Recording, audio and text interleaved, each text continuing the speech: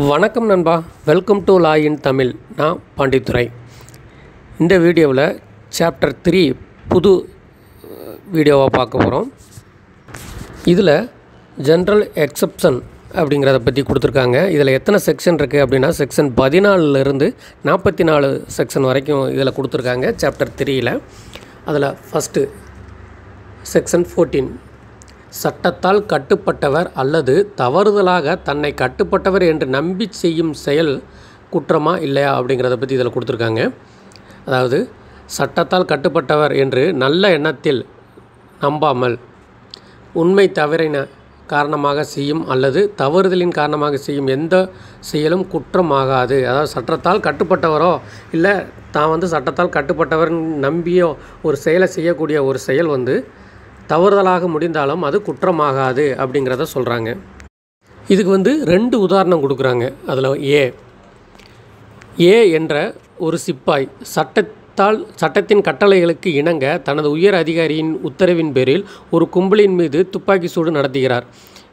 இந்த இடத்துல ஏ எந்த குற்றமும் செய்யவில்லை. அதாவது ஏங்கிற ஒரு சிப்பாயி தன்னுடைய உயர் அதிகாரியோட கட்டளையின் பேரில் ஒரு கும்பலை நோக்கி துப்பாக்கி சூடு நடத்தும்போது அங்கே நிறைய இழப்புகள் ஏற்படும், உயிர் சேதம் ஏற்படும், இல்லை காயங்கள் ஏற்படலாம். அப்படி இருந்தாலும் ஏங்கிறது அவர் செஞ்ச அந்த செயல் குற்றம் இல்லை அப்படிங்கிறத சொல்கிறாங்க. தனிநபர் ஒரு கூட்டத்தை நோக்கி துப்பாக்கியால் சுட்டால் என்ன ஆகும்? கொலைக்கேஸில் தண்டனை அனுபவிக்க வேண்டியிருக்கும். ஆனால் அதே ஒரு சிப்பாய் உயர் அதிகாரியோட உத்தரவின் பேரில் செய்யப்படும் பொழுது அது குற்றம் இல்லை அப்படின்றத சொல்கிறாங்க.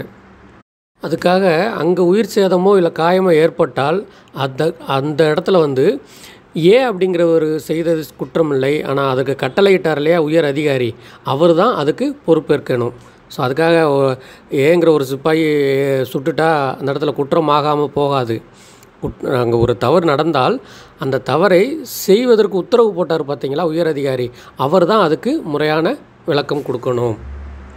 அடுத்த உதாரணம் பி. அதாவது ஏ அப்படிங்கிற ஒரு நீதிமன்ற அதிகாரி ஒய்யை கைது செய்ய அந்த நீதிமன்றத்தால் உத்தரவிடப்பட்டு உரிய விசாரணைக்கு பிறகு இஜெட்டு தான் ஒய் என நம்பி இஜெட்டை கைது செய்கிறார். இந்த இடத்துல ஒரு நபரை மாற்றி கைது செய்தாலும் ஏ அப்படிங்கிறவர் எந்த ஒரு குற்றமும் செய்யவில்லை அப்படிங்கிறத இந்த இடத்துல சொல்கிறாங்க. அடுத்து செக்ஷன் 15. இந்த இடத்துல நீதித்துறை ரீதியாக செய்யப்படும் போது நீதிபதியின் செயல் எப்படி குற்றமா இல்லையா அப்படிங்கிறத சொல்கிறாங்க. சட்டத்தால் அவருக்கு வழங்கப்பட்ட அல்லது நல்ல எண்ணத்தில் அவர் நம்பும் எந்த ஒரு அதிகாரத்தையும் பயன்படுத்தி நீதித்துறை ரீதியாக செய்யப்படும் போது நீதிபதி செய்யும் செயல் எதுவும் குற்றமாகாது. அவருடைய அதிகார வரம்பை மீறில அதிகாரத்துக்குள் ஒரு நல்ல எண்ணத்தில் அவர் செய்யப்படும் ஒரு நீதித்துறை ரீதியாக செய்யப்படும் ஒரு செயல் குற்றமாகாது அப்படிங்கிறாங்க. அடுத்து செக்ஷன் 16. நீதிமன்றத்தின் தீர்ப்பு அல்லது உத்தரவின்படி செய்யப்படும் ஒரு செயல் குற்றமா இல்லையா அப்படிங்கிறத இதில் சொல்கிறாங்க. நீதிமன்றத்தின் தீர்ப்பு அல்லது உத்தரவின்படி செய்யப்படும் அல்லது அதன் மூலம் உத்தரவாதம் அளிக்கப்படும் எதுவும் அத்தகைய தீர்ப்பு அல்லது உத்தரவு நடைமுறையில் இருக்கும்போது செய்யப்பட்டால் நீதிமன்றத்திற்கு அத்தகைய தீர்ப்பு அல்லது உத்தரவை பிறப்பிக்க எந்த அதிகாரம் வரம்பும் இல்லாதிருந்திருக்கலாம். நல்ல எண்ணத்தில் செயலை செய்யும் நபர் நீதிமன்றத்திற்கு அத்தகைய அதிகார வரம்பு இருப்பதாக நம்பி செய்தால் அது குற்றமாகாது அப்படிங்கிறத சொல்கிறாங்க. அடுத்து செக்ஷன் 17. நியாயப்படுத்தப்பட்ட ஒரு நபரால் அல்லது தன்னை நியாயப்படுத்தப்பட்டதாக தவறாக நம்பி சட்டத்தால் செய்யப்படும் ஒரு செயல் எப்படிப்பட்டது அப்படிங்கிறத இதில் சொல்கிறாங்க. அதாவது சட்டத்தால் நியாயப்படுத்தப்பட்ட எந்த ஒரு நபராலும் அல்லது சட்டத்தின் தவறின் காரணமாக அல்லாமல் நல்ல எண்ணத்தில் ஒரு உண்மை தவறின் காரணமாக அதை செய்வதன் மூலம் சட்டத்தால் நியாயப்படுத்தப்படுவதாக நம்பும் எந்த ஒரு நபராலும் செய்யப்படும் ஒரு செயல் எதுவும் குற்றமாகாது அப்படிங்கிறாங்க. இதுக்கு ஒரு உதாரணமும் கொடுக்குறாங்க பாருங்கள். ஏ ஒரு கொலையாக தோன்றுவதை இஜெட் செய்கிறார். அதை ஏ பார்க்கிறார். ஏவே பயிற்சியில் அவரது நல்ல எண்ணத்தில் சிறந்த முறையில் கொலைகாரர்களை பிடிக்கும் அனைத்து நபர்களுக்கும் சட்டம் வழங்கும் அதிகாரத்தை பயன்படுத்தி இஜெட்டை முறையான அதிகாரியின் முன் கொண்டு வருவதற்காக ஏ இஜெட்டை கைப்பற்றுகிறார், அதாவது பிடிக்கிறார். இருப்பினும் இஜெட் தற்காப்புக்காக செய்யப்பட்டதாக தெரியலாம். அதாவது இஜெட் வந்து ஒரு நபரை வந்து அடித்து கொல்றதை வந்து ஏங்கிறவர் பார்த்துறாரு. ஆனால் என்ன நினைக்கிறாரு, இஜெட் வந்து ஒரு கொலையை பண்ணுறாரு, அதனால் இவரை முறையான அதிகாரி முன்னாடி கொண்டு போய் இவரை நிப்பாட்டணும் அப்படின்னு சொல்லி இஜெட்டை வந்து அவர் கைப்பற்றுறாரு, அதாவது அவரை பிடிக்கிறாரு. ஆனால் இருந்தாலும் இஜெட் வந்து தன்னுடைய தற்காப்புக்காகத்தான் செய்தார் அப்படிங்கிறத அதை கோர்ட்டில் நிரூபிக்கப்படும் வரை இந்த இடத்துல செய்த ஒரு செயல் வந்து தவறில்லை அப்படிங்கிறத சொல்கிறாங்க. அதாவது இந்த செக்ஷனுக்கு மட்டும் ஒரு சின்ன கதை மாதிரி ஒன்று சொல்கிறேன். ஒரு அம்மாவும் ஒரு பொண்ணும் யாருமே இல்லாத வழித்தடத்தில் நடந்து போயிட்டுருக்காங்க. அந்த இடத்துல வந்து ஒரு நபர் ஃபுல் போதையில் தன்னோட பொண்ணை வந்து கையை பிடிச்சி இழுக்கிறாரு. பலவந்தப்படுத்துறதுக்காக முயற்சிக்கும்போது தாய் வந்து என்ன பண்ணுறதுனே தெரியாமல் பக்கத்தில் இருக்கிற ஒரு கட்டையை எடுத்து வந்து அந்த போதை ஆசாமியை வந்து அடிச்சிடுறாங்க.